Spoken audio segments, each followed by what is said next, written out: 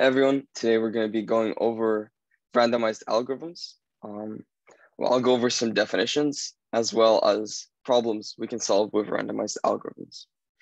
So to start out with a definition, a randomized algorithm is one such that takes in an input X, which is your usual input. It might be something like a graph or a list, as well as it also takes in this uniformly random string R, that allows us to make sort of random choices at different steps. And so randomized algorithms are divided into two classes, Las Vegas and Monte Carlo, and they differ based on sort of how the randomness plays into the way the algorithm works. Las Vegas algorithms are always correct. However, if we get an unlucky random string,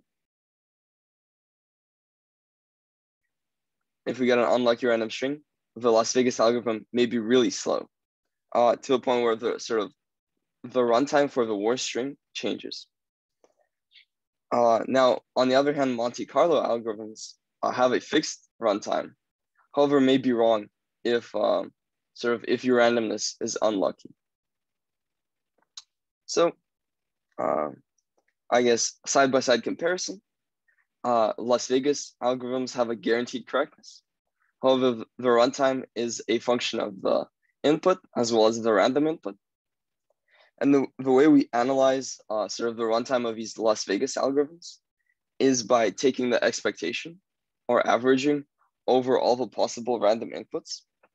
So we'll say that like for the worst input, X input and an average R input, what is going to be the runtime of this algorithm? On the other hand, Monte Carlo algorithms, their runtime is bounded by a desired function. However, the correctness itself is random. And the way you analyze these is you say that you find the probability of being wrong over all the sort of random strings that may be fed in. And we call the probability of being wrong delta. And the way you can analyze it is having this indicator variable that is 1 if the algorithm on X with random input R is incorrect. Now, what are some examples? Well, for Las Vegas algorithms, the sort of go-to example is quicksort. For the worst input, as well as the worst sort of a really unlucky random input, the algorithm is O of n squared. I guess the way quicksort actually works is given a list, is going to pick a random pivot and order elements either to the left or to the right of the pivot. And then it's going to keep picking these pivots until the list is sorted. If you get really unlucky and you pick sort of the smallest number as the pivot every time, you're going to run through, your algorithm is going to be O of n squared. However, we can actually show that even for any input X, even for the worst one, if we're like on average, our luck is going to give us a O of n log n algorithm for sorting.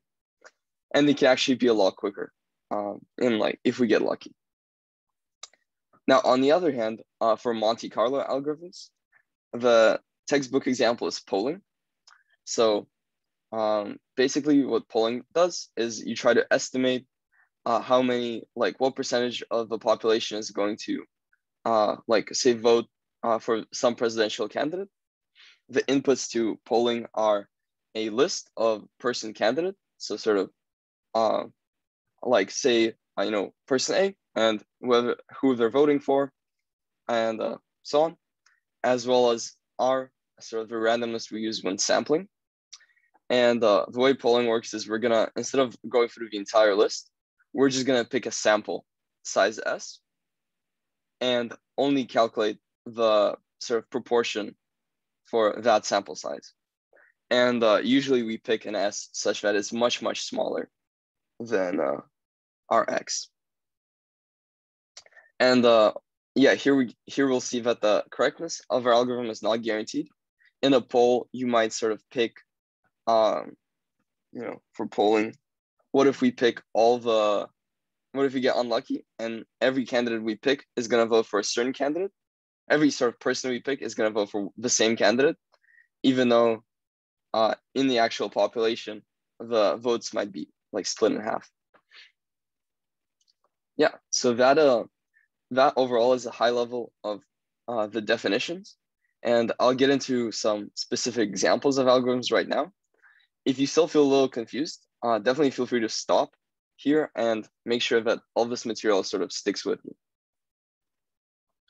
All right, so to get started with our first algorithm, this is going to be Freivalds algorithm, which is for verifying matrix multiplication.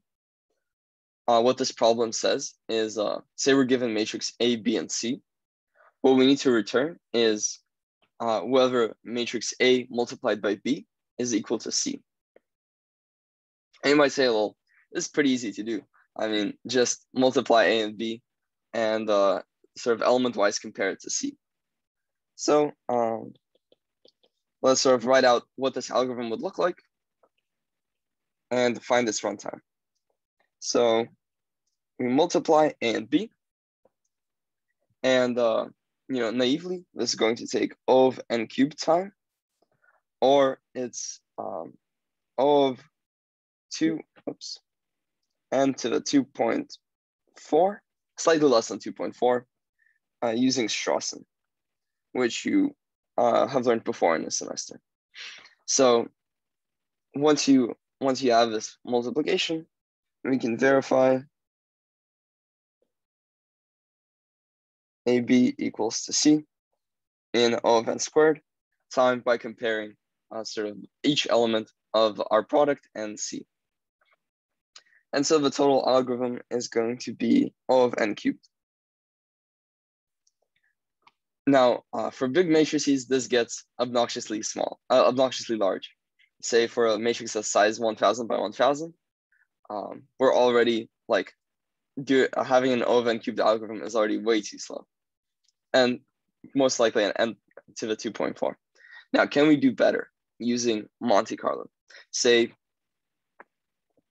what we're going to do is we're going to give up our correctness in order to improve on the runtime.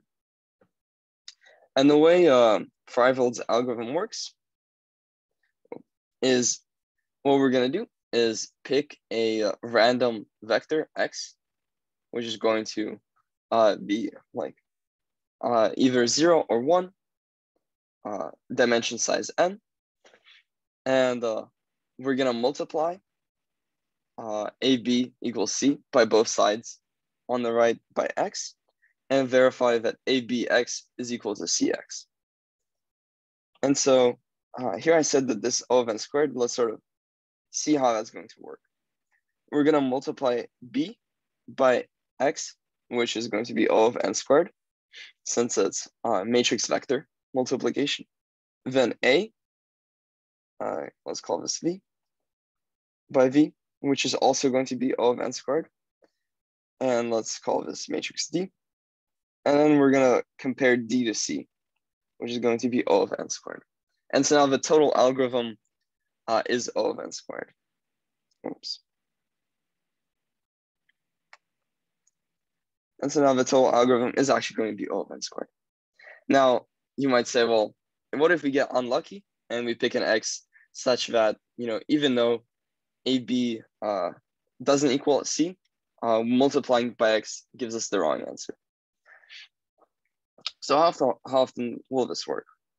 Well, if C does equal to AB, then no matter what you multiply them by on the right, they're always going to be equal. So, our algorithm is never going to give us a false negative. So if AB does equal to C, then we're always going to be correct. However, if AB does not equal to C, what is going to be the probability that our algorithm does tell us that it is correct? And what we'll see in this proof, that this probability is less than or equal to 1/2. Now, how are we going to prove it? The proof isn't too overly complicated, and I'll just sort of summarize it for you. We start out by finding this difference of matrices D which is going to be AB minus C. And since AB does not equal to C, this is going to tell us that D is not going to be a matrix of zeros. And without loss of generality, we can sort of say that the non-zero element is in column I. And then what we can say is sort of for any x, for any sort of vector we multiplied by, even if this does equal 0, we can just flip the ith bit of z to make it not equal to 0. Because if sort of since D has a non-zero element in column I, when we flip the ith bit of z, so we'll see that the ith bit of z only affects column I, because when we multiply this by z, here we have the ith bit, and is going to be multiplied by this ith column. And so whenever we flip this bit, we're always going to add some non-zero element, and we'll see that the resulting dz product is going to be non-zero. And so what this statement tells us is that for at least half of the random vectors that we could have picked, dz is not going to be 0. Because for every vector that it does equal to 0, there's an opposite one that doesn't equal to 0. And with this mapping, we can say that the probability of AB equaling CX given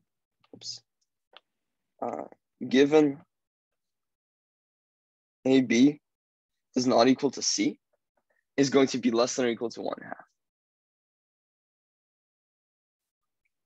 And you might say, well, 1/2 is not really good. I mean, it's not exactly like flipping a coin, because we're only flipping this coin if AB does not equal to C. If AB does equal to C, then our algorithm is guaranteed. But what we can do is we can actually repeat this sort of process. We can repeat this process a bunch more times to see to be more confident in our answer. And here's the reason why. Every time you repeat this process, as soon as you get a 0, as soon as ABX does not equal to CX, AB does not equal to C, 100%. We can be, as soon as we see that something doesn't line up, we'll know that AB does not equal to C. So as long as, if our algorithm does keep telling us that ABX is equal to CX, we can be more and more confident in our answer. So hopefully that makes sense. I guess to emphasize the Monte Carlo aspect of this algorithm, the random input we have is this X here. And the probability that we're wrong is going to lie in feeding in an input where AB does not equal to C. And we'll see that the probability that we're wrong in this case is less than or equal to 1/2. However, we can also repeat this algorithm a bunch more times to be really confident in our answer. Because even if we repeat it twice, we'll now know that the probability of outputting the wrong answer for AB does not equal to C is going to be less than or equal to 1/4, and so on. Hopefully that was clear to you.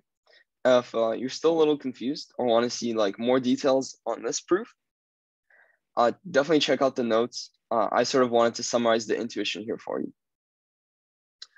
So we'll go on to the next algorithm, which is going to be about finding the global min cut. Or let me outline the problem is going to be global min cut, and the Monte Carlo algorithm we'll see that solves it is Karger's. So what is the global min cut problem? Well, given a graph like this, what we want to do is we want to split up the vertices into sets S and v minus s are like the other elements, such that the edges between them, such that like there's as few edges between them as possible. So in this graph, the answer is going to be splitting up the graph like this. Well, and you might say, you've already seen this done for using the Ford-Fulkerson algorithm, and this problem is slightly different than Ford-Fulkerson because we no longer have any. There's no S or T inputs, so it's not saying, we're not looking for the min cut between S and T. I'll just remove this. We're not looking for a min cut between S and T. We're now looking for the min cut of the entire graph, hence global. And even though this isn't the Ford-Fulkerson problem, we can still solve it using the Ford-Fulkerson algorithm. So the naive way we're going to do it is for some arbitrary T, we're going to try every possible, for some arbitrary S, we're going to try every possible T. And then we're going to keep taking the smallest cut. The way this is going to look is we're going to have some S, and we're going to try all the T's and see what is the min cut between all of these T's. So for T1, you would have, for T1, you'd find that the min cut is here along this edge. For T2, you'd find the min cut is these two edges. And for S to T3, you'd find the min cut is either these two or these two edges. And so now the global min cut was between S and T1, which was removing this edge. Now, what Karger's algorithm does is it provides us a really simple solution that doesn't revolve on using max flow. And first thing we have to sort of define is this contract subroutine, which we run on an edge. And what it's going to do is going to zipper two vertices together. So when run on this edge 2, 3, it's going to zipper vertices 2, 3 by removing this edge and combining them into one vertex. And then sort of these two edges are going to be mapped between this new vertex 2, 3 and the previous vertex 4. Hopefully that makes sense. And so what the contraction algorithm or Karger's global min cut algorithm does is it's going to randomly pick a vertice or pick an edge in the graph and contract on it. And it's going to keep doing this until there's only two vertices left. And what the algorithm does is it's going to say that the min cut is going to be between these last two vertices. So what is this going to look like on this sample graph? Well, say we first randomly pick this edge. We're going to contract it. We're going to contract it. And then we sample another edge randomly and contract that. This also removes this edge. And then we have this really simple graph in the end. And we're going to say that this is the cut. So this is going to be S, and this is going to be V minus S. And the size of this cut is going to be 1.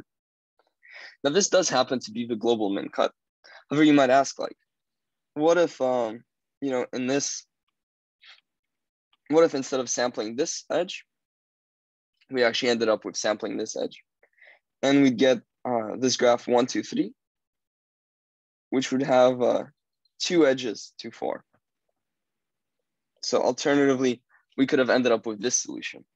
And this is wrong because you'll see that the cut here is 2, which is greater than 1. So it's not actually the global min cut. So hence why it's a Monte Carlo algorithm, it can be wrong. And I'll omit the proof, but from the note, we can see we'll show that the probability of getting the correct global min cut is at least 1 over 2 n choose 2. And that's pretty damn low. Like n choose 2 is to some extent is like almost guessing a well, it's basically guessing an edge to make into a min cut. However, what we can do is we can, like the previous example, we can repeat this a bunch of times. And if we wanted confidence P, you would get this log 1 over P term, because you'd repeat the algorithm multiple times. And one thing I sort of forgot to go over is, what is the runtime of this algorithm? Well, we're going to contract O of n times. We're going to run, this loop n minus 2 times, because we want to contract, until there's 2 vertices left. And contracting itself actually has a pretty unfortunate runtime of being O of mn. So, in the end, our algorithm is going to have the same runtime as Ford-Fulkerson, because the total runtime of doing this algorithm is going to be O of mn squared. Now, it's very comparable to Ford-Fulkerson. What we're implementing is much simpler, because you don't have to do the max flow algorithm, and you don't have to construct any residual graphs. So even though the asymptotic runtime of this algorithm is about the same, the sort of constant terms it has, the constant terms it has are much lower. And so that's why you might see this algorithm be implemented over Ford-Fulkerson in a lot of cases. Hopefully that makes sense. I think I try to give the intuition of the contract algorithm, as well as where it can go wrong, and then talk about what is this runtime and what guarantees does it give us. If you're interested in the derivation of this specific probability, definitely reference the note for this. I think it explains it pretty well. Now, to wrap things up, there are Las Vegas and Monte Carlo algorithms. Good example of Las Vegas is solving sorting with quicksort, which may take O of n squared time, but on an expectation over the random inputs takes O of n log n. Now, on the other hand, for Monte Carlo, we have the problem of verifying matmul, which is Freiveld's algorithm, and global min cut, which is solved by Karger's algorithm, as well as polling, which is as well as population estimation, which is solved by polling.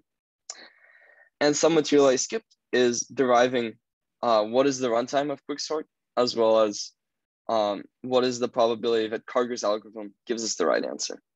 And for this, definitely reference the notes if you want to see more mathematical way. Hopefully this gave you the intuition for randomized algorithms. I think it's a really cool topic, and definitely fun to learn. Thanks guys.